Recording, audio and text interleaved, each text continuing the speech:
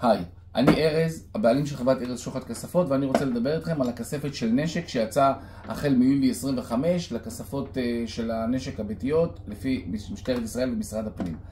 חברתנו מספקת את הכספת המדויקת לפי המפרט של משרד הפנים, כולל ההמלצה שלהם של הציר הפנימי, וזה בדקנו, אנחנו יודעים בשוק שעבדנו לפי ההמלצה הזאת, ולא רק זה, גם המנעול.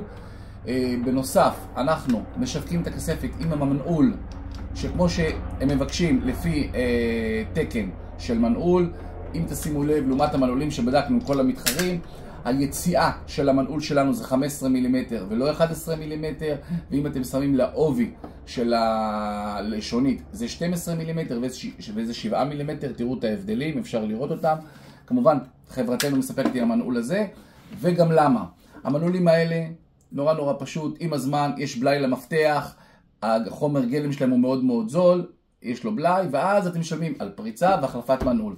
חברתנו לא משחקת משחקים, כי אנחנו מדברים באמינות, במיוחד שאנחנו יודעים שבמצבים, כמו שנקרא חוק מרפי, שצריך אותו, פתאום המפתח לא עובד ולא פותח את הכספת, אנחנו משתמשים במנעול הזה, ולא סתם אנחנו נותנים 24 חודשי אחריות. אז אם אתם רוצים, בבקשה, תיכנסו אצלנו ותוכלו לרכוש את הכספת.